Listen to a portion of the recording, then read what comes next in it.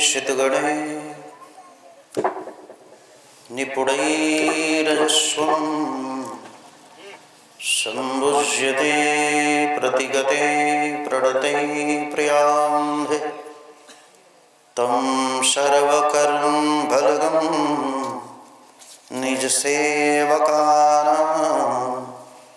श्रीमद्विहारिचरणो शरणं प्रपद्ये। श्रीमद्विहारिचरणो शरणं प्रपद्ये। हरे राम राम राम हरे हरे, हरे राम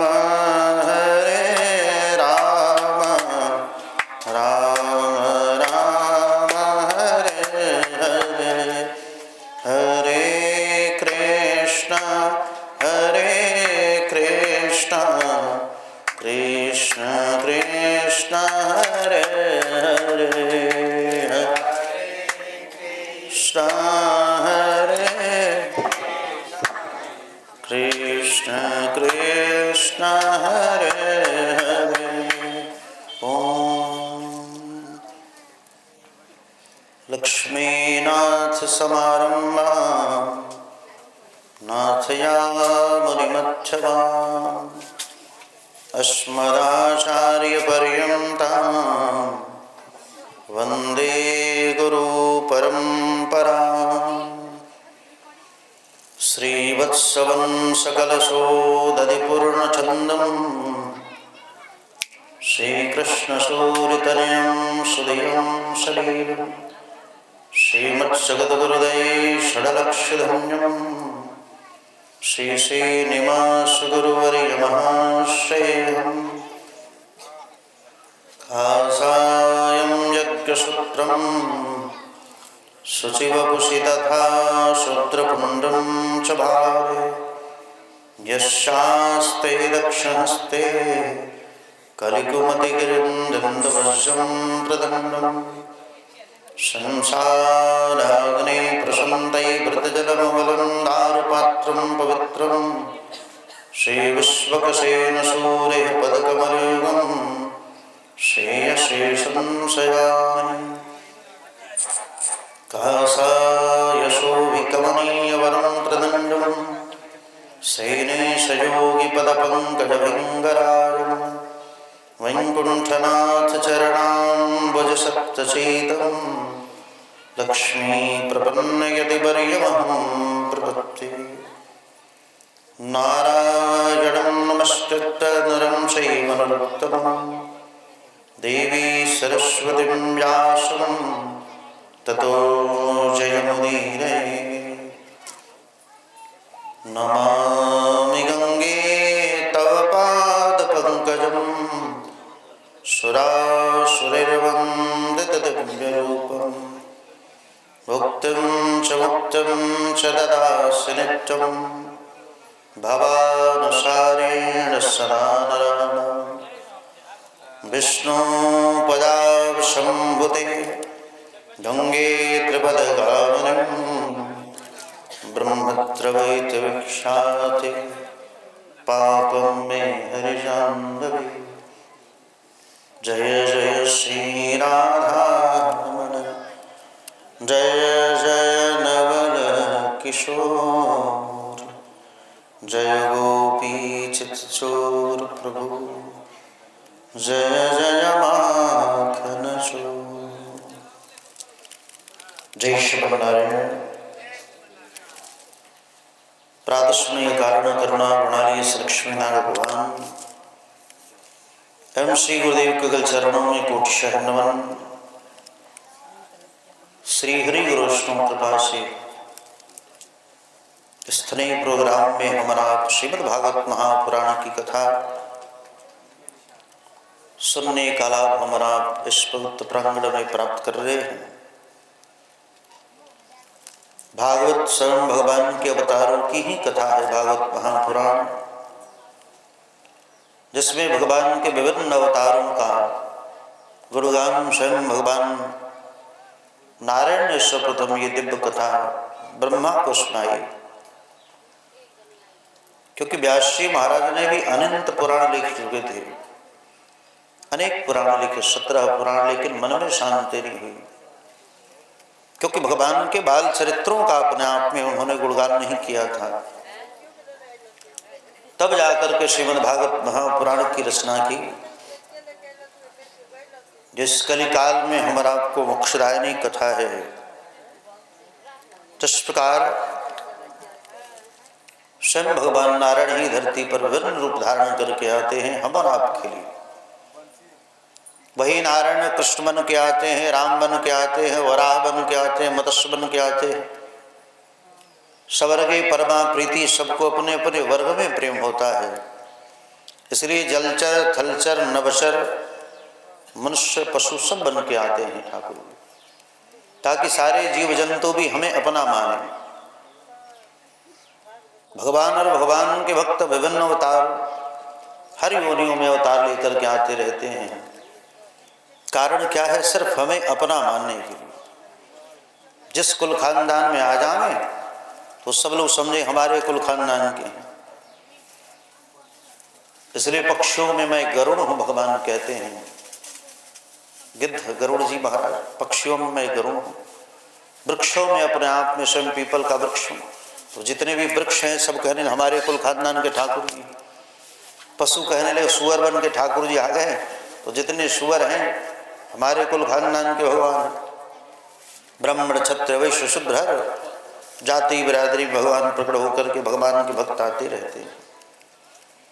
उसी प्रकार प्रवत जी महाराज, जिनका विवाह विश्वकर्मा जी महाराज की पुत्री के साथ हुआ। प्रवत जी महाराज ऐसे सामर्थ्यवान थे जिन्होंने रात्रि को दिन बना दिया।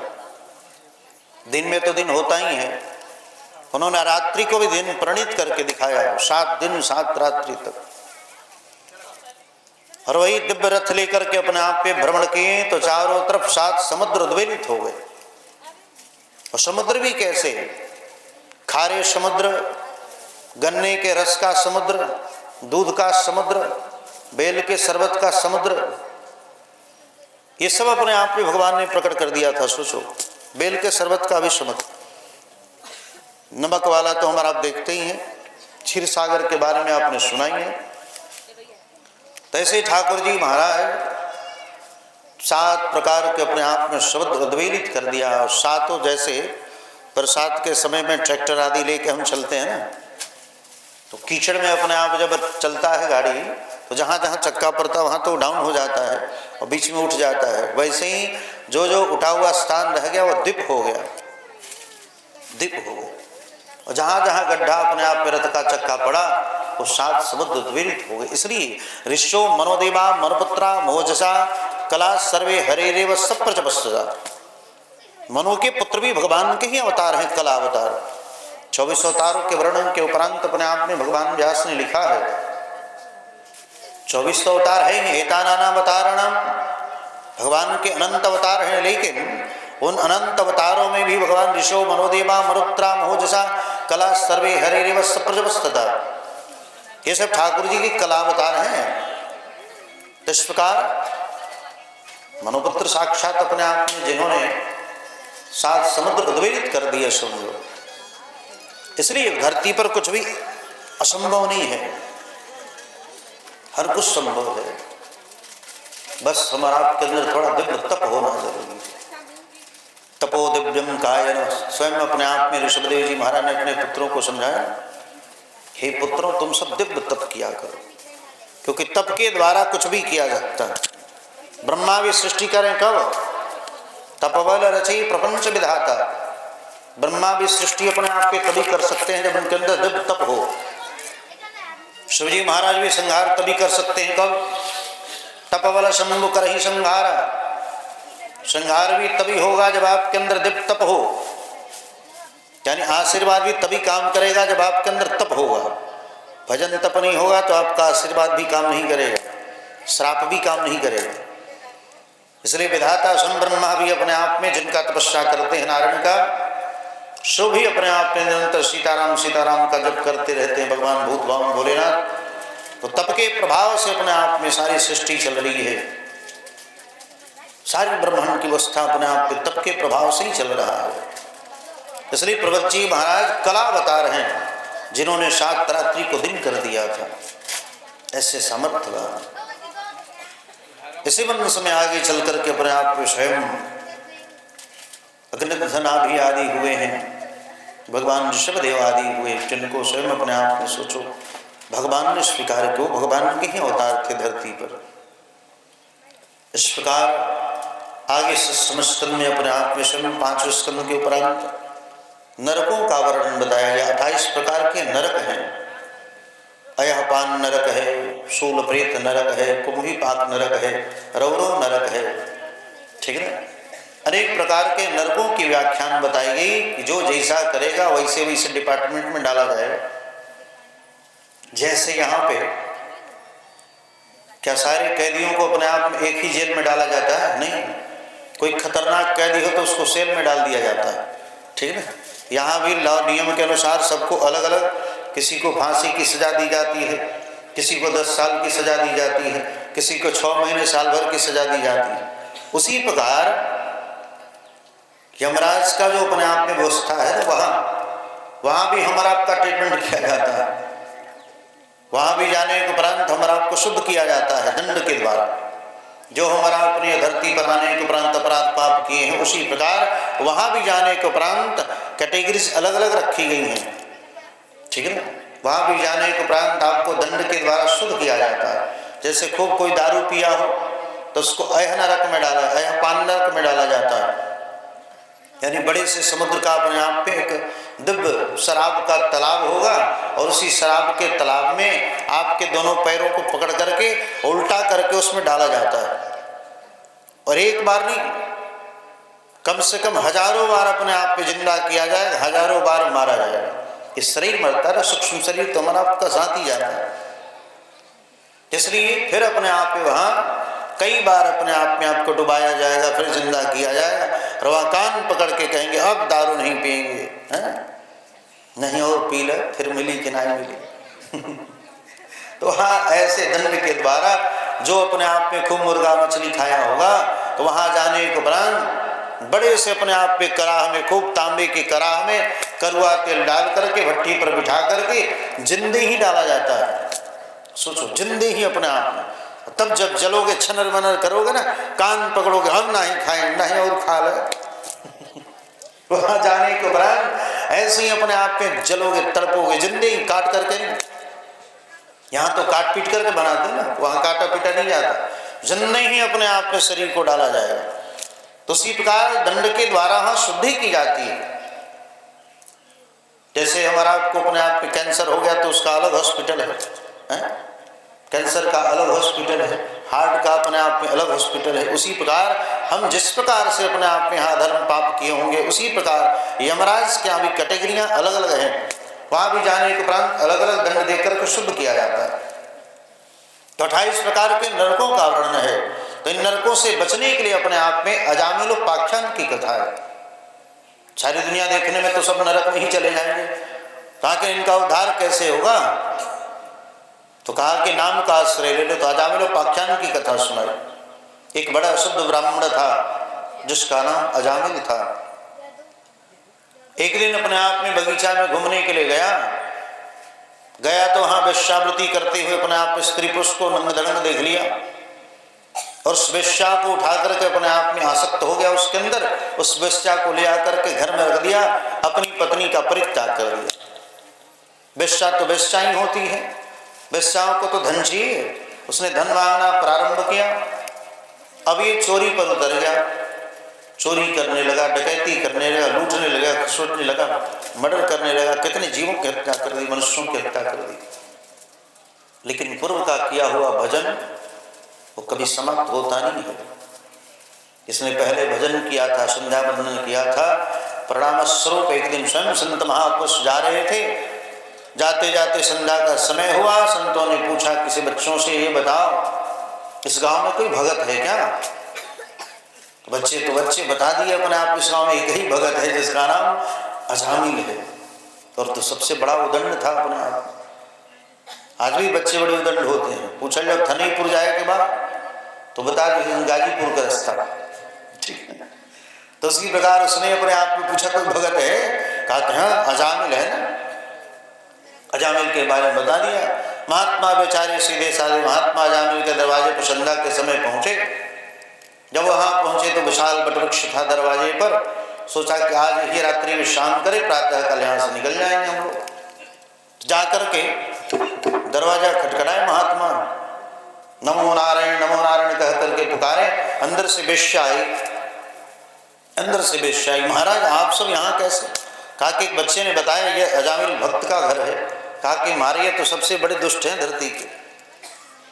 कहा कि कोई बात नहीं, आप सब संत आए हैं तो रात्रि विश्राम करें, लेकिन मैं वेश्या हूँ, आपकी क्या सेवा करूं? कहा कोई बात नहीं, सूखे अन्न में कोई दोष नहीं, आप आटा वगैरह दे दो, हम बाटी चोखा लगा करके अपने आप में बना करके खा लेंगे। आप आटा वाटा अपने आप में ले दो, आराम से प्रसाद पा लेंगे। कहा कि ठीक है। प्रसाद वगैरह बना करके जो ही तैयार हुए और जो ही घंटी बजाना प्रारंभ किया, क्योंकि बिना घंटी के तो भगवान स्वीकार करते नहीं, तो जो ही घंटी बजाना अपने आप में प्रारंभ किया, उसी समय अजामिल आ गए। देखा तो सारे बाबा लोग बैठे हुए। कहा गए बाबा उठा अपना लोटा सोटा, भगो यहाँ से। बाबा बेचारे थर थर कांपने लगे। पत्नी आई अंदर से। एक तो कितना भाग्य है कि अपने आप को संत महात्मा है, और आप संतों को डांट रहे हो, शर्म नहीं आती? पत्नी के सामने कौन बोल सकता है बताओ? पत्नी के सामने हिम्मत नहीं कोई बोल दे। बेचारी अपने आप में भीगी बिल्ली तरह चुपचाप कान पकड़ के अंदर लेके चली गई और चुपचाप बेचारा अंदर चला गया। प्रातः काल आया, देखा तो बाबा लोग फिर बैठे हैं। कहा कह रहे बाबा आप सब भी गए नहीं, उठाओ लोटा सोटा अपने आप, भागो यहाँ से। कहा कि हम बाबा लोग हैं, ठीक है ना, जब आए हैं तो खाएंगे भी, खाते भी और अपने आप पे छानी बांध के ले जाते हैं, थोड़ा दक्षिणा भी लेते हैं हमारा। बिना दक्षिणा के अपने आप पे भोजन पूरा नहीं होता। अच्छा, तब जाकर के कहा अपने आप पे दक्षिणा में क्या लोगे? कहा कि दक्षिणा में कुछ चाहिए नहीं, अभी 2-4-10 तुम्हारे बच्चे हैं ना, ये जो 1 महीने का गर्भ है, इस गर्भ के बालक का नाम नारायण रखना, बस यही दक्षिणा। क्योंकि हमने तुम्हारा नमक खाया है, कुछ ना कुछ मन से संकल्प कर लिया कि इनका उद्धार करके ही जाएंगे, तो इसका नाम नारायण रखना। तब जाकर उस बच्चे का नाम नारायण रखा गया है। तो छोटे बच्चों में आसक्ति सबकी होती है, तो जो ही अपने आप में छोटे बच्चों को लेकर के खिलाते, तो जो ही खिलाती अपने आप में, तो बेचारा अपने आप में रामी लेकर के भजन भी करता, गोद में लेकर के खिलाता भी, और मेरे नारायण नारायण नारायण भजन भी करता अपने आप में, उसको खिलाता भी गोद में लेकर। थोड़ा बड़ा हुआ तो बेटे को ही पुकारता, अरे बेटा नारायण कहाँ हो, आजा। अरे बेटा नारायण स्नान करने चलो। अरे बेटा नारायण हमारा धोती कुर्ता ले क्या, लोटा सोटा ले क्या, चल अपने आप में स्नान करने। अब हर बात में बेटे को ही पुकारता। छोटे बच्चों में आसक्ति सबकी होती है भाई, तो उन्होंने अपने आप में पुत्र को ही पुकारना। एक दिन दुष्प्रारब्धानुसार यमराज के दूत आ गए और पास में बांध करके खींच करके इसके आत्मा को ले जा रहे थे। उसी समय इसने पुकारा, बेटा नारायण बचाओ। जो ही अपने पुत्र अपने आप में नारायण को पुकारा है, उसी समय भगवान के पार्षद आ गए हैं, चतुर्थ रूप में अपने आप में भगवान के पार्षद वहां करके खड़े हुए। बोलो लक्ष्मी नारायण भगवान की। आज एकादशी ना हो बुझाते कि एकादशी और सब भूखाई बड़े से तेरी बड़ी मां से जयकारी बोल गए। बोलो बाल कृष्ण भगवान की जय, श्रीमद् भागवत महापुराण की जय। आज ठाकुर जी आने वाले हैं, बताओ, कन्हैया आने वाले हैं, रसगुल्ला आने वाले हैं ठीक है, इसलिए जयकार थोड़ा बड़ी मां होना चाहिए। बोलो भक्त वत्सल भगवान की जय। तो चलो अपने आप में अजामिल के पाप भगवान के भक्तों के दर्शन मात्र से पाप समाप्त हो गए, सारे पाप समाप्त हो गए। इसलिए बच्चों का नाम अपने आप पे भगवान का नाम नारायण रखना चाहिए। बच्चों का बिना भगवान के नाम पर रखो। कहीं कदाचित अपने आप के समय में भगवान के भक्त का नाम आ गया या फिर भगवान के नाम आ गए तो आपका उद्धार हो जाएगा। इसलिए भगवान और भगवान के भक्तों के नाम से ही नामकरण होना चाहिए बच्चों का। अजामिल का दर्शन मात्र से पाप सब समाप्त हो। तदुपरांत अपने आप में अजामिल ये सारी घटना देख रहा था। यमराज के अपने आप विद्युत दौड़े दौड़े यमराज के पास गए, महाराज आपसे भी बड़ा कोई है क्या?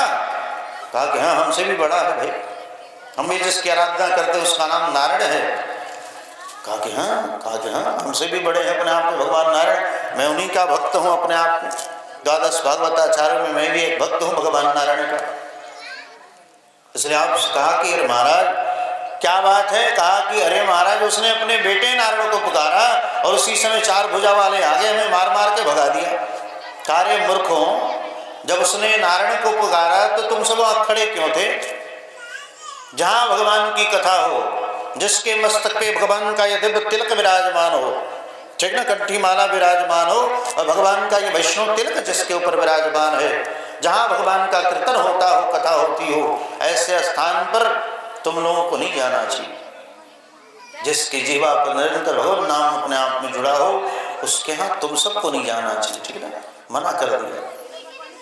इस प्रकार हर जगह अपने आप पे यमराज के दूत नहीं जाते। जहाँ भगवान की चर्चा होगी, कथा होगी, वहाँ नहीं जाएंगे सब, वहाँ तो भगवान के ही पार्षद जाएं। और तब जाकर के अपने आप में इसका दुष्प्राप समाप्त हुआ और प्रणत हुआ तो अपने आप में भगवत धाम अपने आप में स्वीकार किया है। बोलो भक्तवत्सल भगवान की जय। आगे शनिदेवराज इंद्र ने अपने आप पे एक बार देवताओं ने इंद्र को चढ़ा दिया, हे देवराज इंद्र, आप इतने बड़े होने के उपरांत जब आपके गुरुदेव बृहस्पति जी महाराज आते हैं और आप खड़े होते तो हमें अच्छा नहीं लगता है। सोचो, इसलिए बड़े लोगों को चेला नहीं बनाना चाहिए। कोई बहुत अरबपति खरबपति हो उसको चेला नहीं बनाना चाहिए, ठीक है ना, नहीं तो अपने जैसा आपको चलाना चाहेगा। देवताओं ने अपने आप में कह दिया, महाराज इंद्र, आपके सामने जब देवराज इंद्र के सामने अपने आप में गुरुदेव बृहस्पति आते हैं ना और आप खड़े होते तो अच्छा नहीं लगता, आप चुपचाप बैठे रहो। इतना सुनते देवराज इंद्र ने कहा कि चलो आज के बाद मैं खड़ा नहीं होऊंगा। उसी समय बृहस्पति जी महाराज सामने से आ गए और इसको तो देवताओं ने पढ़ा दिया था, खड़े मत होना, अपराध हो गया। उसी समय अपने आप पे तुरंत देखा कि देवराज इंद्र खड़े नहीं हुए, 2 पैर पीछे मुड़ करके तुरंत वहीं से अंतर्ध्यान हो गए, इनविजिबल अदृश्य हो गए। अब पता चला इंद्र को अपने आप में गरीब गुरुदेव छोड़ करके चले गए, ये तो बहुत बड़ा अपराध हो गया। तब जाकर के ब्रह्मा के पास पहुंचे महाराज। ब्रह्मा ने कहा कि त्वष्टा के पुत्र विश्वरूप के पास चले जाओ, त्वष्टा के पुत्र जो विश्वरूप है उनके पास चले जाओ, उन्हीं को आचार्य बना लेना तुम। तो त्वष्टा के पुत्र विश्व, त्वष्टा दैत्य है ना, विश्वरूप के पास अपने आप में गए हैं और आचार्य चुना है विश्वरूप को। विश्वरूप ने स्वीकार किया है आचार्यवत।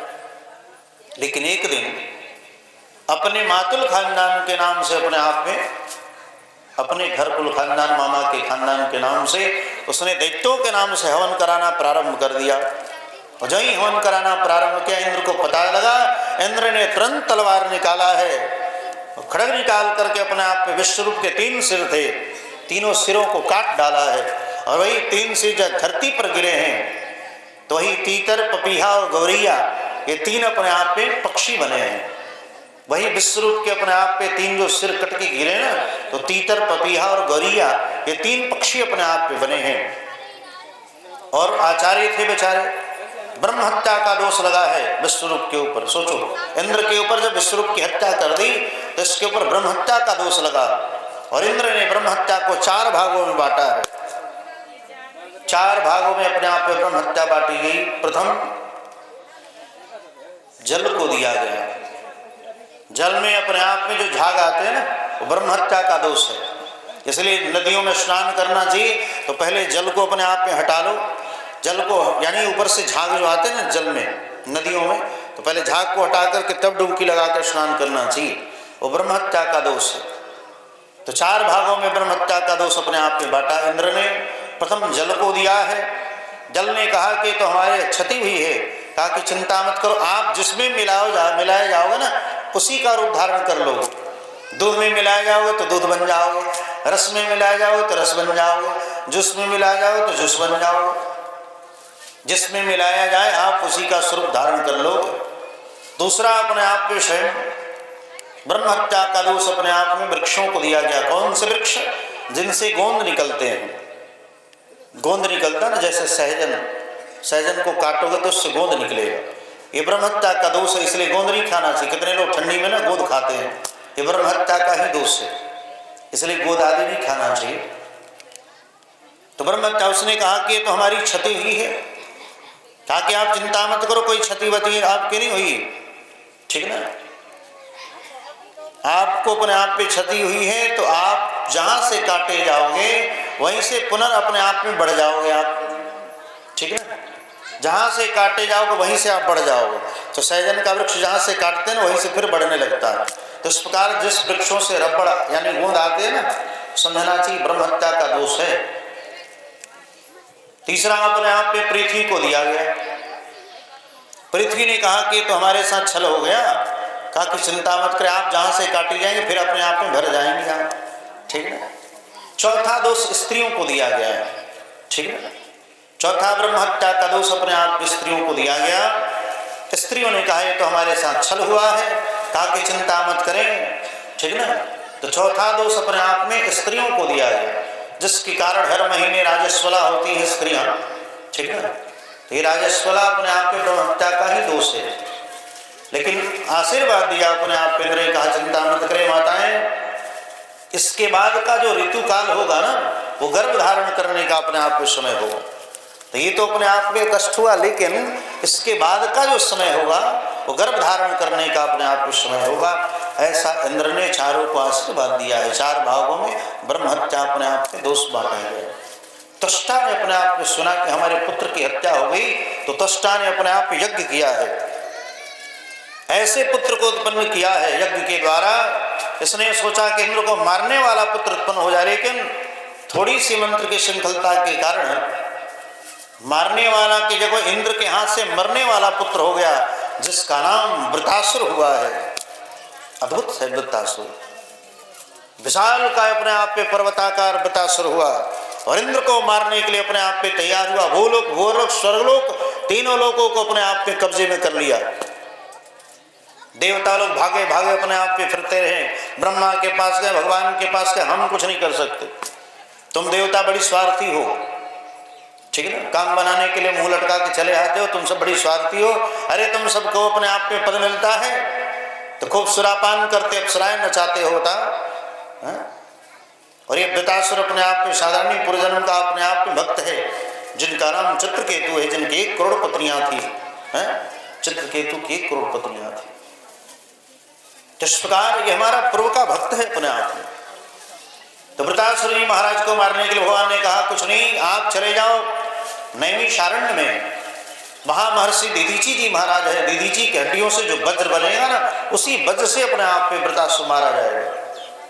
दीदीची के पास गए, दीदीची ने हड्डी देने के लिए मना कर दिया। अब बताओ जिंदे कौन देगा भाई, जिंदे जाके मार रहे हो महाराज, आप अपना हड्डी दे दो, बताओ जिंदे जल्दी कोई देगा? कहा कि नहीं, इसमें देवताओं का हित होगा। तब जाकर के उन्होंने अपने आप में शरीर का परित्याग किया है। वासुकी नाग ने अपने आप में फुंकार सगरी प्रज्वलित की है, शरीर अपने आप में जला है, गौ माता ने अपने आप में शरीर को चाटा है, ठीक है। तदुपरांत अपने आप में इसी के शरीर से महर्षि दीदीची की हड्डियों से अपने आप में भगवान का सारंग धनुष बना है, राम का सारंग धनुष, शिव का पिनाक बना है जिसको भगवान ने तोड़ा था मिथिला में, पिनाक धनुष और वज्र बना है अपने आप में। उसी वज्र को लेकर के इंद्र जी महाराज मारने के लिए उद्यत हुए। इंद्र को अपने आप में ऐरावत हाथी के सहित पेट में निकल गए। सोचो कितना विशाल होगा वृतासुर, कई वजन लंबे छोड़े अपने आप पे ऐरावत हाथी। ऐरावत हाथी कितना बड़ा होता पता है? आप जो साधारण हाथी देख रहे हैं ना, 10,000 हाथियों का बल एक ऐरावत हाथी में होता है। 10,000 हाथियों का बल। हमने के वो हाथी एगो पैर रख दी तो हमने के पुछनी निकल जाए हो, ठीक है। हम अपने आप में टमाटर की तरह पुचक जाएंगे हमारा। सोचो 10,000 हाथियों का बल एक ऐरावत हाथी में होता है। ऐसे अपने आप में ऐरावत हाथी के सहित इंद्र जी महाराज को पेट में निकल गए, वो भी 1 दिन के लिए नहीं, 1 साल के लिए, 1 वर्षों तक अपने आप में पहाड़ की तरह मंदराचल की तरह वृतासुर थे ना। जब वज्र को अपने आप पे देखा हाथों में, तब वृतासुर समझ गया अब मैं मरने वाला हूं। 1 साल तक गुफा की तरह काट के बाहर निकलने में लगा इंद्र को। सोचिए कितना विशाल अपने आप पे दैत्य थे। और तब जाकर के अपने आप में गर्भ को चिढ़ते